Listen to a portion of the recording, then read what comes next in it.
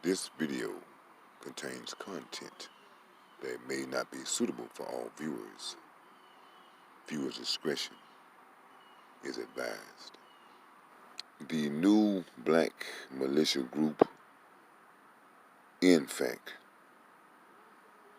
Some people are kind of leery about this group, and I myself am a skeptic because of the simple fact of this group kind of popped up out of nowhere. I see them, but exactly what are they doing?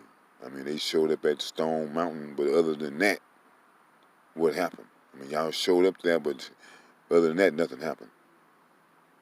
And then you said that you showed up in Kentucky to demand justice for Breonna Taylor, but what justice was served? I mean, you showed up, yeah, but other than that, what happened? You came up with your guns. But people that are skeptics are saying, okay, yeah, you showing up with your guns, but when it comes down to it, are you going to use those guns? I mean, don't get me wrong, it's a beautiful thing to see black men and women armed, letting people know, hey man, we're tired of this mess that our ancestors went up and put up with. We're not going to put up with it. So that's a good look. But other than looks, what about the actions? Because a lot of things are still happening within the black community. And I feel as if that we need our own police. And why don't these guys go in these hot spots where there are a lot of killings going on with black people that we're kind of unsure about who's doing it? Put your soldiers out on the streets and catch some of these people that are committing this crime so we can see who they are and what their agenda is and who the hell they are working for. I've heard about these unidentified federal agents that they supposedly have on the streets that are riding around arresting people. Why come you don't set you some soldiers up on the streets, catch one of these unidentified agents and question them, find out who they are, interrogate them? I mean, two can play that game. What I'm actually saying is that, hey, for a person that's been on these streets for a little while, who have seen things like this here before, hey man, we need to see more. We're not seeing anything really that would make me say, hey, that these people are serious and they're really ready for it. Because he himself says that, he had to get in contact with the police and all that stuff. I don't trust people like that have close relations with the police. The same people that you're supposed to be protesting and marching against. Now all of a sudden you conversing with them and letting them know your every move. That doesn't even sound logical. And as a person that has been on this earth quite a few years, I've seen us make demands.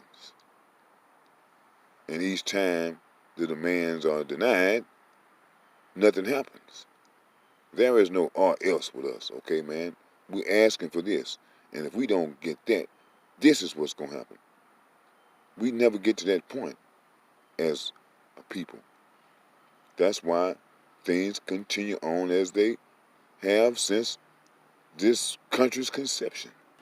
I mean, it's obvious, man, that you can see that the government is using force as a way to control the people. They know people are upset, and they're like, man, damn, you've been upset. You're going to take it. If we got to send the military out there to make you take it, you're going to take it.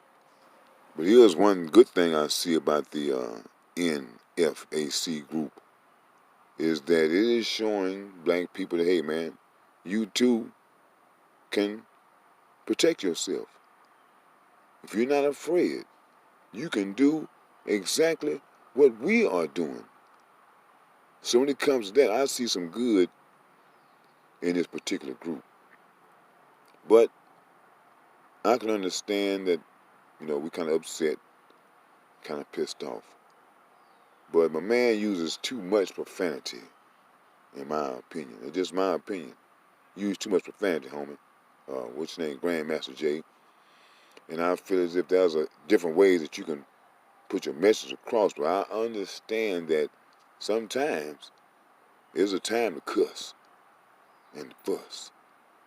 But since you got the stage and you have everyone's attention, well, all that is not required all the time. Now that you have the public's attention. And as I say, you say that you're going to demand justice for Breonna Taylor. Let me cut that off right here for a second. I understand that you can't really just tell you every move, but still at the same time, if you're showing up with your guns and it needs to be let it known, hey man, if this stuff continues, it's going to be trouble on these streets. These troops you got out here, you're gonna need them. And I heard you said that you're going to get some assistance from these different little countries or whatever. I think you're going to need them, homie. Because them little guns you got, them shotguns and all that kind of stuff I see y'all out there with, that is not going to be enough. If you don't have any drones and robots and tanks and vehicles and missiles and whatever, that's what you're going to need to fight these people. Because that's what they're going to use on you. They use a robot on Michael Johnson, explosives. So that's just for one person. Now what about a whole group, or militia as you call it? What type of weapons do you think they're going to use on you? As I said, I'm kind of holding all of my criticism and whatever about this group because you just don't know. It's still too early to tell. But when something happens and your heart just ain't in it, hey man, that is for a reason. And as I say, man, when people talk about you got to follow my lead and my orders, homie, you're not going to lead me to my death. But as I say, we just don't know it, man. It's kind of confusing. And I don't like feeling confused, especially about my own people. Can I or can I not trust them? We've been misled too many times by people come in talking one way, and in the end, their actions just goes a whole different direction.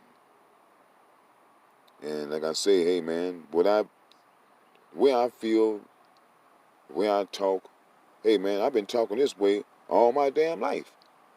Since a damn teenager, I've had these feelings that I have and the passion that I have for my people. I've always had this. But you know, what I keep saying all the time is that with this shutdown that we're going through, there are no jobs. People can't go where they want to go or do what they want to do. All people have to do right now is sit around and be upset. Everyone is off tilt because everyone's lives has been turned upside down. So you can expect nothing but chaos for the next couple of years.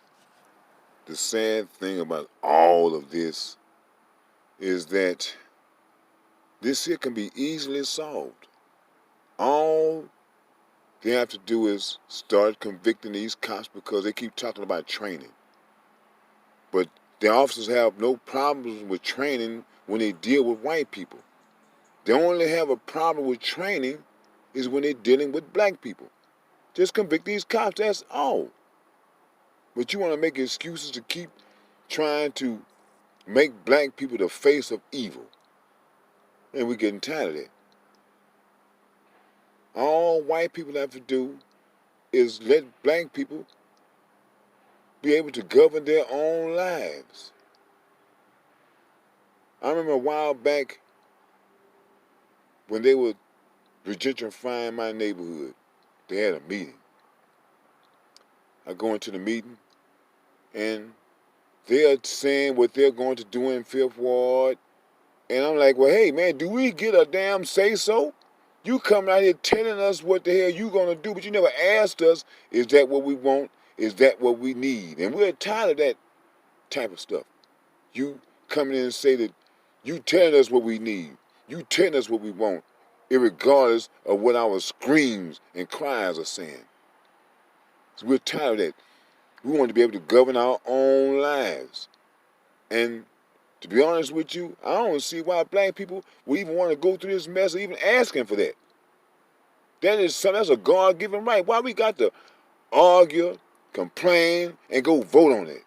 That don't make no damn sense. And that's why I say, like, with these militia groups, I appreciate these militia groups because I think that that's what this country needs.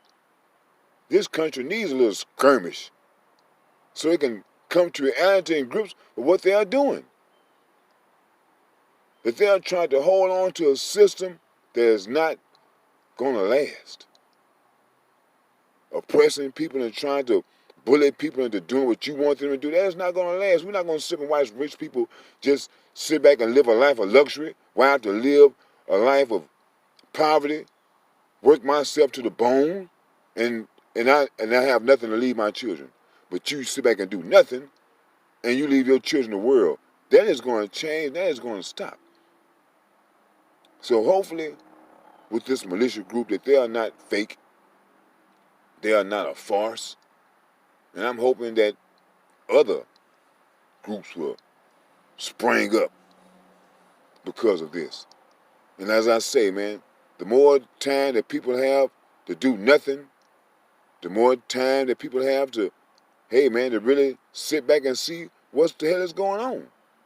Is that the American people are being played, white as well as black. If you're not in the upper echelon, as they said, hey man, poverty is just what you're going to get, what your family's going to get. It's a lie when they say all you have to do is pull yourself up by the bootstraps and you can live like them. That is a lie. You're going to work yourself to the bone, and you may have something left for your wife, but you won't have nothing left for your children. All we want as a people is a place to call our own instead of being shuffled around. I mean, that's what you did with the Native Americans. Give them this place and take it. Give them another place, take it. And it's the same thing you're doing with black people, which is gentrification. The neighborhoods that we had back in the 20s, it's all gone, taken over by white people. And we have no neighborhoods now, trying to get in where we fit in. So I say we as a people need to follow the examples of groups like the Not Fucking Around Coalition. I mean, if you don't want to join that particular group, start your own. But at some point, we have to man up and start standing up to oppression, to tyranny. Here's something I want to say to the protesters. That goes to all of the protesters. Why do you come out there so unprotected? You know, they're shooting rubber bullets, tear gas. You need to prepare yourself for that. Just like those cops are all overly protected with the tactical gear, you need some protection too. Because they're thinking about what if. And you need to ask yourself, well, what if they start shooting at us? What if they start dispersing this tear gas? What are we going to do? How am I going to be protected? And from what I see that you people are not protected, you might as well come out there naked. The reality of all this is that, you know, black people have begged, voted, pleaded, did everything they could to receive some type of justice and equality here in this country, and it has been denied. So the fact of the matter is that black people just got to fight in order to get it. Just like the forefathers of this country had fought the natives of this country to get it, the blacks of this country are going to have to fight the descendants of the forefathers in order for us to receive justice. We've served our 400 years, and we're not going to do a day over that. My people must understand that these people fought to bring us over here, and that we're going to fight to leave here. And if you choose to stay here, you are going to fight in order to live here, at least comfortably.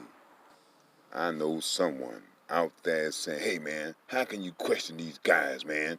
What are you doing? Well, as a man, I am supposed to ask questions. And why would I tell you what I am about to do? I am not a prize fighter, but a surprise fighter.